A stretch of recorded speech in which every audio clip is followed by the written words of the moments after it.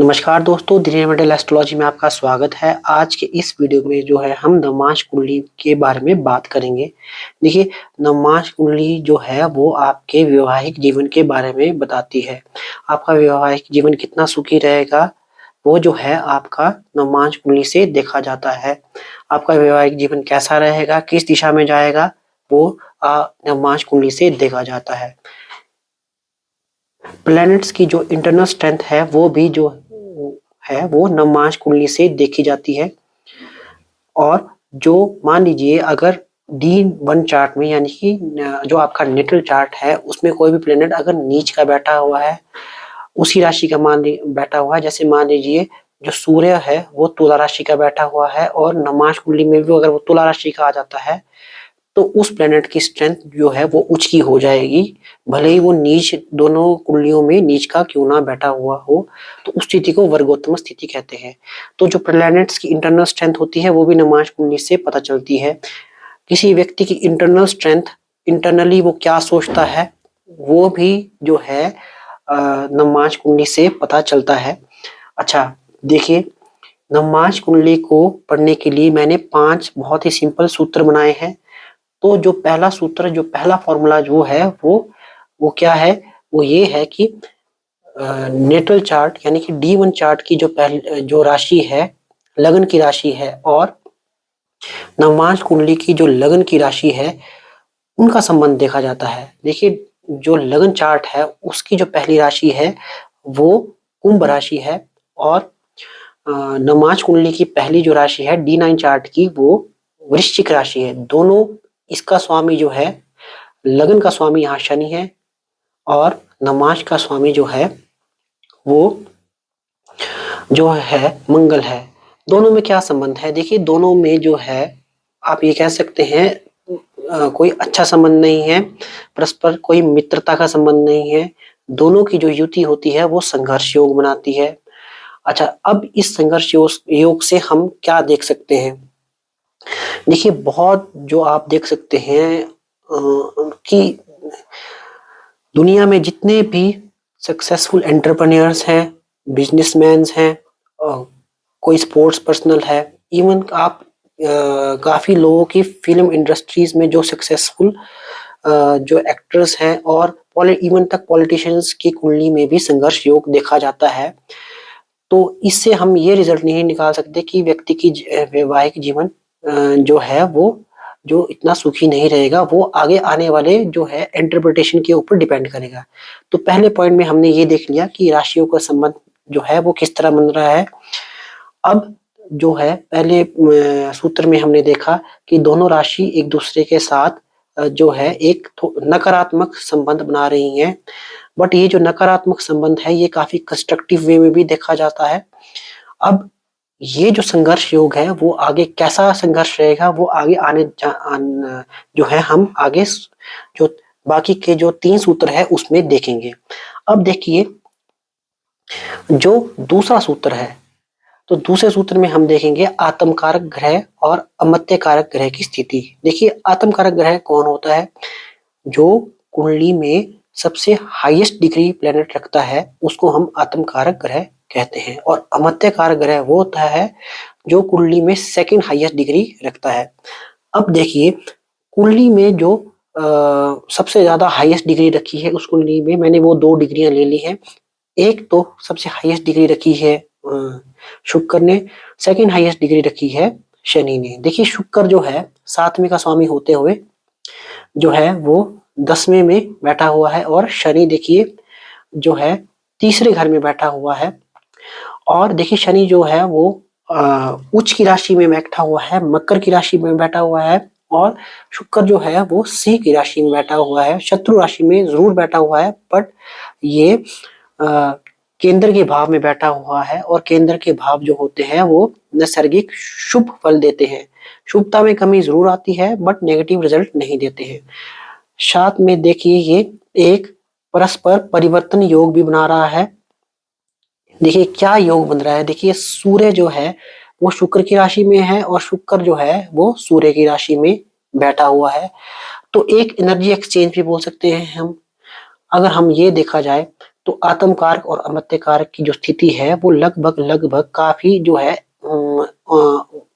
Average से above है, यानी कि अच्छी स्थिति मान सकते हैं हम, क्योंकि कोई भी ये 6, 8, 12 में नहीं बैठे हैं, अच्छे घर में बैठे हैं। एक ग्रह जो है वो अपनी उच्च की राशि में बैठा हुआ है, दूसरा ग्रह जो है वो जो है एक परिवर्तन योग बना रहा है और जो है वो केंद्र के भाव में बैठा हुआ है। ठीक है, अब देखिए ये तो हो गया दूसरा सूत्र, आत्म कारक और अमर्त्य कारक की स्थिति। देखिए अब जो है हमने क्या देखना है, अब हमने शुक्र की स्थिति देखनी है। शुक्र की स्थिति मैं आपको एक्सप्लेन कर चुका हूं। जो तीसरा सूत्र होता है नवमाश में, उसमें शुक्र की स्थिति देखी जाती है कि शुक्र की स्थिति नवमाश में कैसी है। तो शुक्र की स्थिति इसमें ऑन एन एवरेज है, ना बहुत ज्यादा अच्छी है ना बहुत ज्यादा बुरी है। ठीक है, तो ये तो आ गई शुक्र की स्थिति। अब चौथे जो है, चौथा सूत्र क्या है, चौथे सूत्र में हम क्या देखेंगे, चौथे सूत्र में हम ये देखेंगे कि नवमाश का चौथा भाव यानी कि सुख का भाव कैसा है। सुख का भाव देखिए, सुख के भाव को देखने के लिए मैंने क्या किया कि इसकी मैंने एक छोटी सी टेक्निक डेवलप की। तो इस सुख के भाव को मैंने जो है वो पहला भाव बना दिया।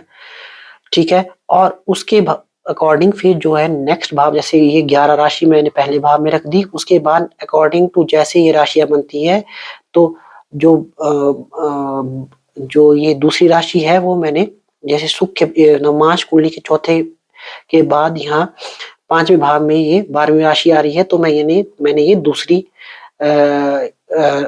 घर में ये राशि रख दी। इस तरह मैंने ये एक और कुंडली मैंने डेवलप कर ली। बहुत इजी है, कुछ नहीं करना है आपको, बस चौथे भाव की जो D9 का चौथा भाव है उसको आपने पहला भाव बना देना है और उस अकॉर्डिंग सारे आपने राशियां और ग्रह प्लेस्ड कर देना है। यहाँ पे देखिए, यहाँ पर केतु आएगा।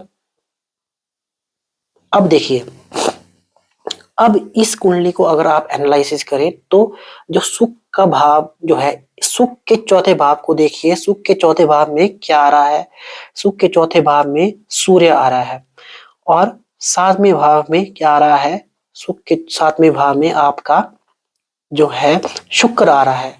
देखिए दोनों ग्रह केंद्र में बैठे हैं, तो शुभता में कमी जरूर आएगी, नेगेटिव रिजल्ट बहुत कम रहेगा। एक तो पहला पॉइंट तो ये निकलता है साफ साफ, बिल्कुल पहली इंटरप्रिटेशन ये बनी इसकी।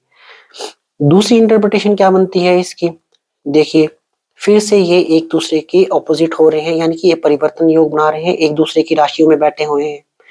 ठीक है, तीसरी इंटरप्रिटेशन क्या बनती है, देखिए इसको एनालाइज करने की तीसरी इंटरप्रिटेशन ये बनती है कि चौथे भाव को जो है शुभ ग्रहों का सपोर्ट मिल रहा है। देखिए जुपिटर और मून का सपोर्ट जो है वो आपको चौथे भाव को मिल रहा है। अगर मैं जैसे इसको मैंने इस टेक्निक से ओपन किया है तो जुपिटर और मून का इसको चौथे भाव को पूरा सपोर्ट मिल रहा है। देखिए कैसे हो क्या रहा है यहाँ पे कि जो व्यक्ति है वो अपने सुख की इन्वेस्टमेंट, सुख का व्यय देखिए कहाँ कर रहा है, तो चौथे भाव का व्यय कहाँ हुआ, तीसरे में। तो वो जो है वो बृहस्पति और चंद्रमा के रूप में वो अपनी एनर्जी लेवल को व्यय कर रहा है। ठीक है, तो ये भी एक काफी ज्यादा पॉजिटिव रिजल्ट बन रहा है व्यक्ति के लिए। शुभ ग्रह का जो है वो पूरा जो है इम्पैक्ट जो है चौथे घर को मिल रहा है, जो अगर चौथे घर की पूरी सर्जरी कर दी जाए। ठीक है, तो इससे हम ये देख सकते हैं चौथे रिजल्ट को, चौथे घर को पूरा ओपन करके कि चौथे घर की क्या पोजीशन है। देखिए अगर नवमाश कुंडली में भी देखेंगे तो नवमाश कुंडली में जो है चौथा घर एम्प्टी है और चौथे घर में कौन सी राशि आ रही है, चौथे घर में कुंभ राशि आ रही है और कुंभ राशि का स्वामी शनि है। शनि जो है वो फिर से उच्च का बैठा हुआ है नवमाश कुंडली में और ये अमर्त्य कारक भी है, तो ये बहुत अच्छी पोजीशन में है। तो चौथे अगर व्यक्ति अपनी कुंडली में अपने वैवाहिक जीवन में प्रयास करेगा तो वो उसे हमेशा अच्छे ही रिजल्ट मिलेंगे। कई बार ऐसा होता है, ग्रह ऐसे होते हैं बहुत ज्यादा प्रयास करने पे भी आपको अच्छे रिजल्ट नहीं मिल पाते क्योंकि ग्रह बहुत ऑपोजिट बैठे होते हैं। और इस कुंडली में जो है आप देख सकते हैं वो ग्रह इस तरह से बैठे हुए हैं कि व्यक्ति को जो है अच्छे रिजल्ट मिलेंगे अगर वो अपने प्रयास अच्छे रखेगा तो। ये तो आ गया आपका चौथा नियम। अब पांचवा नियम जो है वो व्यक्ति का देखा जाता है कि व्यक्ति की जो लाइफ है वो किस ओर जा रही है। तो इसमें क्या पांचवा नियम बताता है कि जो राशियों का एलिमेंट देखा जाता है नवमास कुंडली में। देखिए, पहला क्या देखा जाता है कि ग्रह कौन सी राशियों में है। देखिए, अगर ग्रह 1, 5, 9 राशि में है, अग्नि तत्व में है, तो व्यक्ति का कैसा नेचर होगा, व्यक्ति किस तरह से अपनी लाइफ को लेकर रिस्पॉन्ड करेगा। हम ऐसा कह सकते हैं कि व्यक्ति का जो नेचर जो है वो वर्कहॉलिक होगा, वो काफी रिस्पॉन्सिबल होगा, अपने काम को लेकर वो काफी एनर्जाइज्ड होगा। क्योंकि अगर 1, 5, 9 में अगर कोई नवमास कुंडली में ग्रह आते हैं तो वो अग्नि तत्व में आते हैं। मान लीजिए अगर नवमास कुंडली में जो है ग्रह आते हैं आपके, वो 2, 6, 10, 2, 6 और 10 राशि में आते हैं, ठीक है। तो व्यक्ति का नेचर किस तरह से होगा। तो व्यक्ति का नेचर देखिए, व्यक्ति का जो लाइफ का डायरेक्शन किस तरफ होगा, हम ये बोल सकते हैं। तो व्यक्ति जो होगा वो क्रिएटिव होगा, वो जमा करने में ज्यादा विश्वास रखेगा, यानी कि चीजों को बनाने में विश्वास रखेगा। क्योंकि 2, 6 और 2, 10 राशि होती है वो पृथ्वी तत्व की राशि होती है। तो वो किसी चीज को क्रिएट करने में और चीजों को जमा करने में ज्यादा विश्वास रखते हैं, उसी में खुश रहते हैं, बट वो चीजों का ज्यादा उपभोग नहीं कर पाते।